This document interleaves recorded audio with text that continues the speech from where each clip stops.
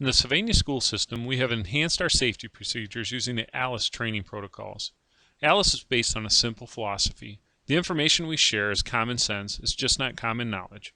By providing this common knowledge, it dramatically increases the safety, allowing our staff and students to draw from this knowledge when a critical event occurs. ALICE stands for Alert, Lockdown, Inform, Counter, and Evacuate. For several years, we've been doing the lockdown procedures here in the Sylvania school system.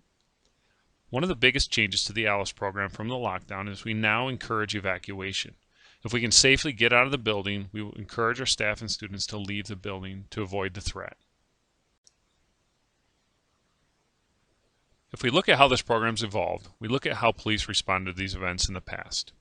In the past, if police had a man with a gun or an active shooter type call, we provided what we refer to as a traditional police response. Police would respond to the location and contain and wait, meaning we would set up a perimeter to prevent the bad guy from leaving the area. We would contact our SWAT team or our special response team. They would come to the scene and treat the event like a hostage or a barricade. In 1999, the Columbine tragedy occurred. That day, 14 students and 1 teacher were killed. 23 others were wounded. 2 students went on an hour-long rampage planning to kill 500 students and blow up the school. Fortunately, things did not go as planned. That day, police provided a traditional response. After the Columbine tragedy, police and schools changed our response strategies to these events. Police went to an active shooter quad training format, which means 3 to 4 officers would arrive on scene. They were encouraged to push to contact, meaning they would listen for threats, listen for gunshots, and go directly towards that threat. Their goal was to neutralize the threat. Schools went to a lockdown procedure. If you're not familiar with the lockdown procedure, staff and students were encouraged to shut out the lights, lock the door of their classroom, and go and hide on the floor away from the door waiting for help to arrive. Because of additional tragedies and case studies, we've learned we can improve even more. Police changed their response strategy to a solo engagement training, meaning a single officer arrives on scene, pushes to contact with the goal to neutralize the threat. Schools built on the lockdown procedures and now empower their staff and students to use the ALICE training information to give them options during a critical event. If we consider a lockdown procedure that we were using for years, we have to consider the benefits of the lockdown. For police and school administrators, a simple command over the PA system, one word, lockdown, lockdown, and it controls everyone in the building. We know where everyone is, and we like that. It's very convenient, it's easily administered, easy to follow. Now, if we think about what happens for the bad guy, if the bad guy shows up at the school and either begins shooting or just shows up with a gun, essentially a simple command initiates that procedure. The bad guy's presence require the control, meaning the lockdown procedure, and we effectively control everyone in the building just by the bad guy showing up. We have to consider, is this the best policy we can produce? Considering the traditional lockdown procedures, if we look at Southview High School, each and every day we have nearly 1,300 staff and students in this building. With the traditional lockdown procedure, if a bad guy came in the building, we locked the entire building in place, essentially controlling all 1,300 staff and students. If we think about it logically, is it possible that 1 or 2 bad guys could effectively control 1,300 staff and students that did not want to be controlled? The answer is no. We now want to provide real-time information if possible. Previously, if we had a bad guy come in the building, we would say lockdown, lockdown. The entire building would go into lockdown. Now, if we have a bad guy come in the building, we give a position if possible. For instance, lockdown, lockdown. We have a gunman in the administration hallway. We have a gunman in the administration hallway. This provides information to let other people inside the building make decisions to increase their safety. That information piece is a continuation of the original alert. Again, it provides real-time information for people inside the building that allows for good decision making, and at times it can confuse or confound the attacker. We also understand that there are varying degrees of danger within that building. If you consider the areas directly adjacent to the bad guy, this area we refer to as a crisis zone. The people within the crisis zone are encouraged to barricade and fortify their position using an enhanced lockdown. If you're not directly where the bad guy is, the other areas of the building that are not in crisis zone are in an area we refer to as the hot zone. The people inside the hot zone are encouraged to consider if they can safely get out of the building. We refer to this as an intelligent escape. If you can safely get out of the building, we encourage staff and students to get out of the building and away from that threat. Some things to consider during a critical event. During a critical event such as an active shooter, a mass evacuation will occur.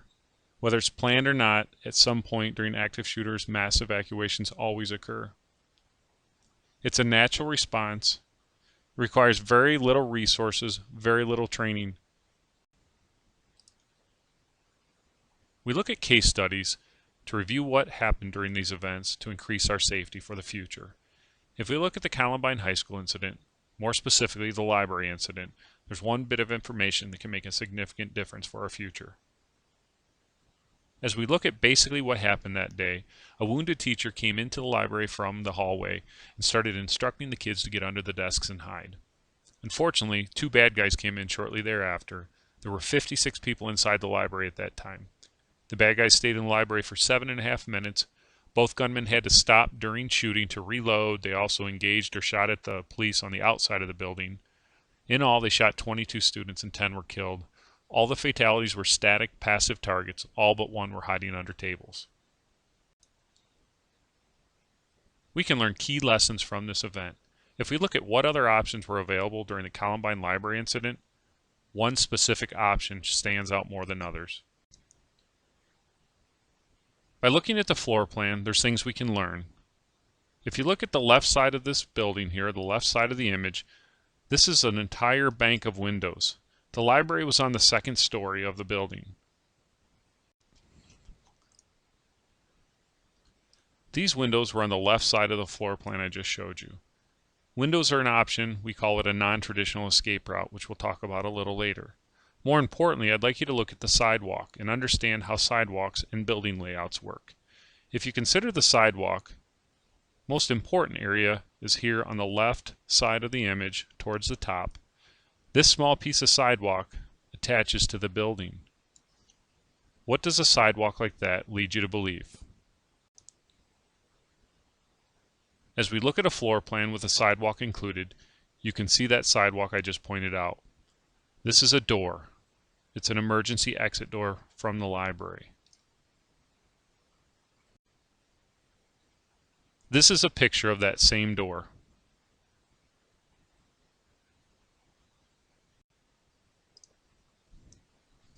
Why is this so important? Well, the staff and students that day did not realize that escape was an option. We now empower our staff and students to understand that intelligent escape is an option and many times can be a wonderful option. If the staff and students would have known that day that they could have got out of the building using that exit door, they could have gone through the library, could have used one of the many doors that eventually go to that exit door, we probably would not have the conversation about the tragedy that occurred in the library that day. Why do we evacuate? First of all, why is it okay to leave after the crisis but not before the threat arrives? Again, at some point, we're all going to leave that building. Our goal is to encourage evacuation or intelligent escape before the threat gets to you. We want to empower our staff and students to make choices to increase their safety.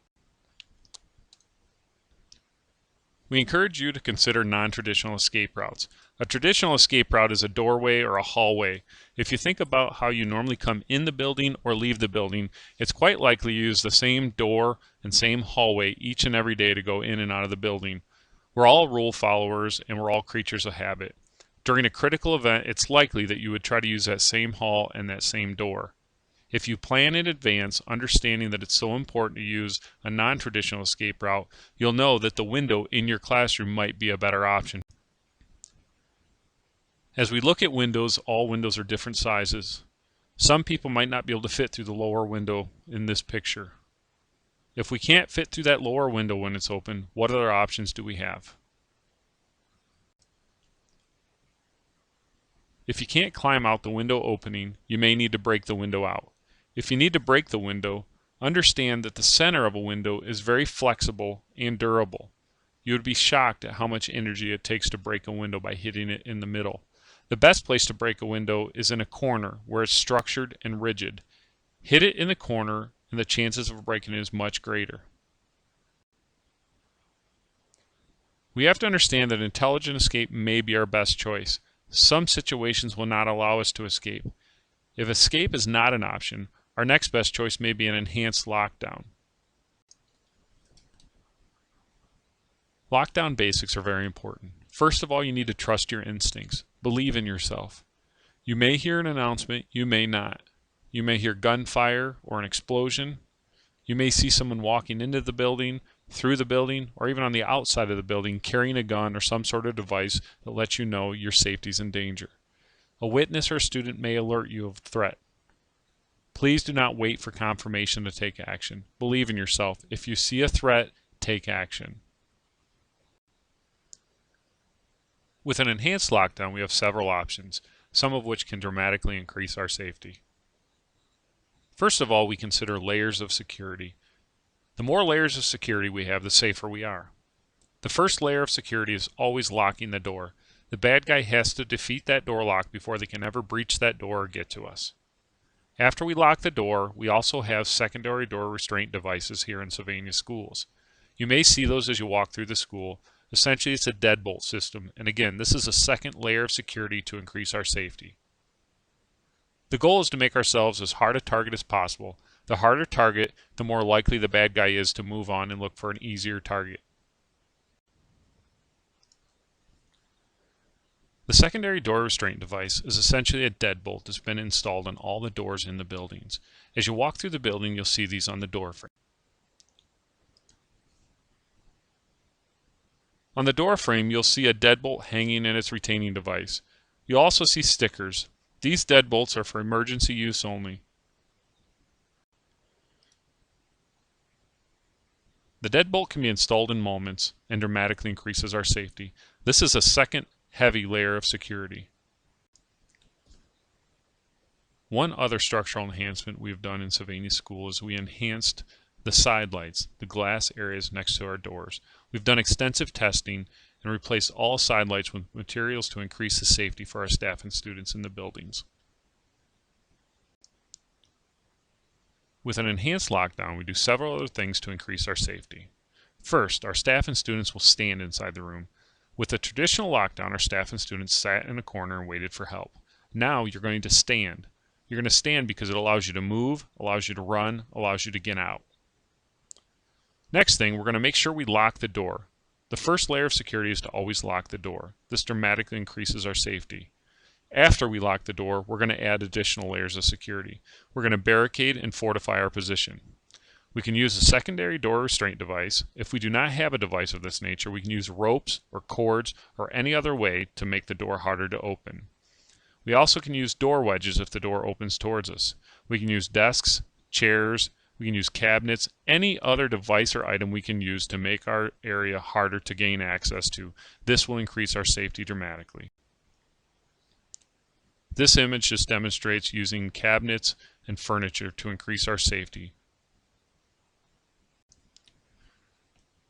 Key lessons of these events is we have to be very careful not to create a check-in-the-box type of response. We have options. There's no one right answer. We have to encourage our staff and students to make decisions based on the information they have during that moment. Theodore Roosevelt said, "In a moment of decision, the best thing you can do is the right thing. The next best thing you can do is the wrong thing. The worst thing you can do is nothing at all." During a critical event such as an active shooter, this is a moment of decision. We want you to do anything but nothing. Sitting, being static and passive can result in terrible, terrible tragedy. If we look at case studies of these events, we can learn quite a bit. If we look at the Springfield, Oregon incident that occurred at Thurston High School, a young man named Kip Kinkle came to school and bought a gun that a young man had stolen from his father. The police investigated it, found the gun, arrested Kip, and released him to his parents that night.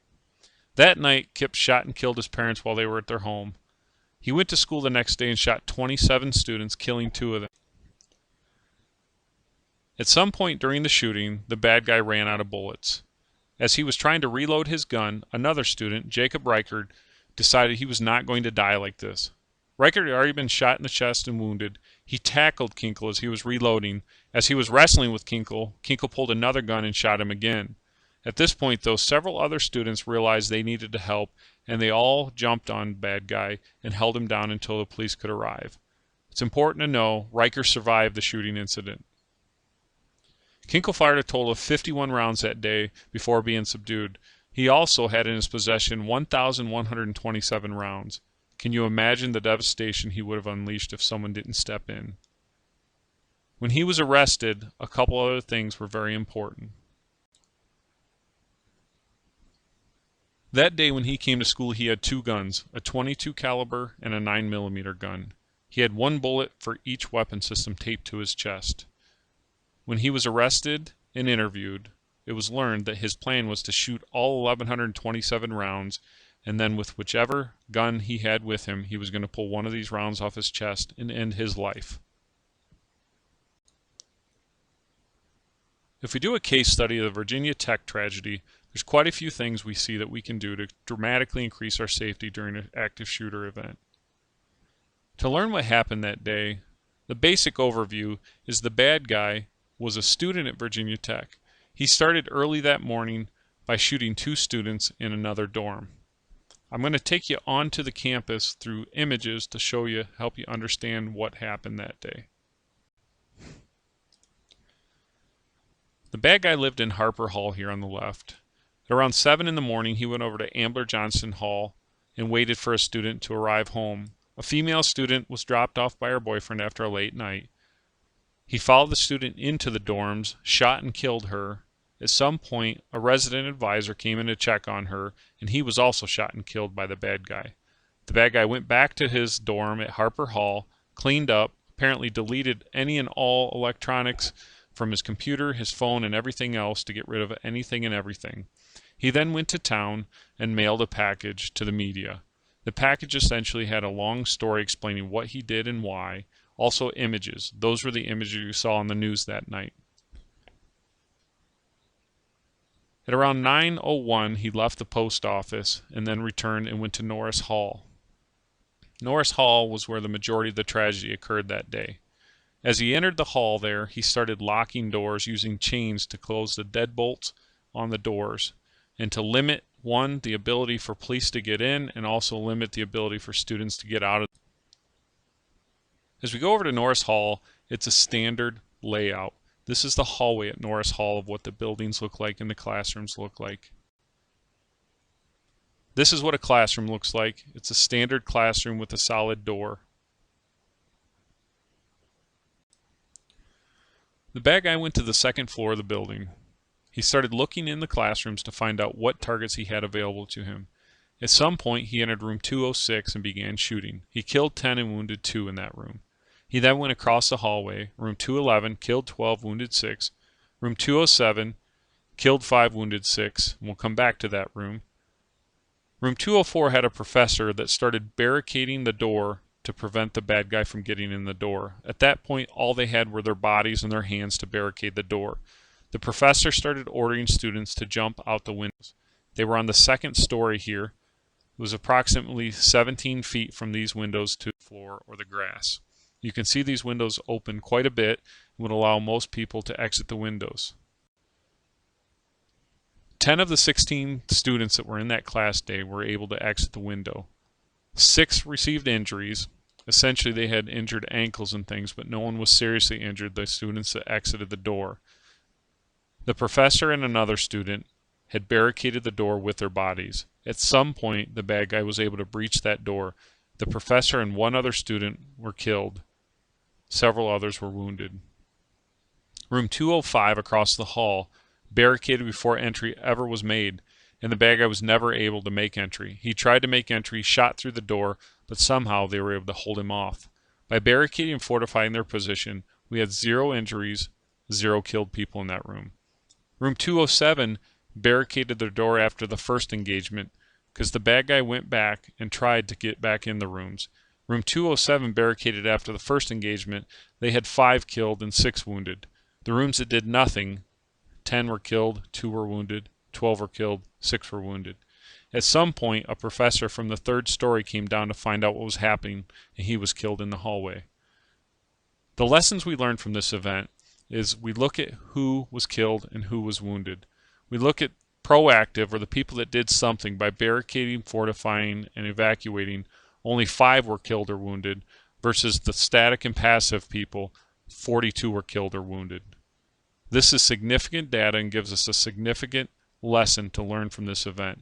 By doing something, we dramatically increase our safety. As hard as it is to accept, we cannot make a violent encounter perfect, but we can make it much better than it could have been. Remember, intelligent escape can be our best option. If possible, we want to get out of the building, get away from the threat. If we can't get out of the building, our next best option may be an enhanced lockdown. With enhanced lockdown, we're going to barricade and fortify and make ourselves a hard target. As a very, very last resort, if we can't get out of the building and we barricade and fortify and the fight still comes to us and the bad guy still tries to get to us to harm us, we consider the counter option, or a swarm, for grades 7 through 12 and staff members. It's important to understand that the information shared in this slideshow is not just the opinion of the Sylvania Police Division or the Sylvania school system. Organizations throughout our nation that are responsible for our safety, such as the U.S. Department of Justice, released the Guide for Preventing and Responding to School Violence. They suggest first to get students out of harm's way, which is similar to our intelligent escape. They also suggest, if we can't get out of the building, to use doors that lock from the inside in cases where lockdown is the safest option. We encourage barricading and fortifying, adding layers of security to increase our safety. They also suggest, as a very, very last resort, active resistance, our swarm or countermeasures.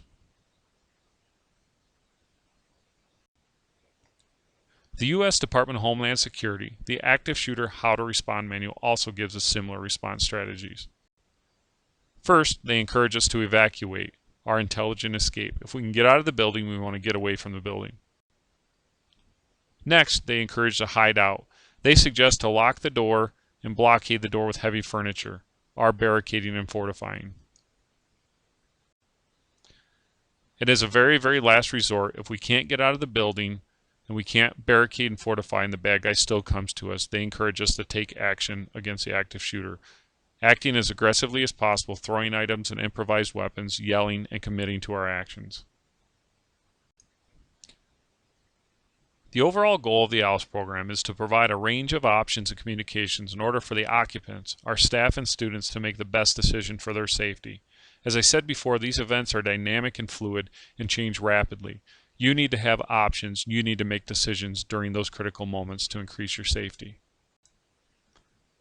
How? First, consider intelligent escape. If we can safely get out of the building, we'd like to get as far away from that threat as possible. Consider non-traditional escape routes such as windows. If you can't open the window, you have options to break the windows, which we discussed earlier. Also, consider taking counter options with you as well. A counter option is any type of stimulus you can throw to distract the bad guy if somehow you come into contact with that bad guy in the hallway. If you can't get out of the building, our next best option may be an enhanced lockdown. An enhanced lockdown, we're going to barricade and fortify our position. We're going to make ourselves as difficult as target as possible. And as a very, very last resort, we consider the counter or swarm measures for 7th through 12th grade. If you have any questions or concerns about any information in this slideshow, please let me know. You can always contact me at the Sylvania Police Division, and we're always available to assist. Thank you for taking the time to review this important information, and stay safe.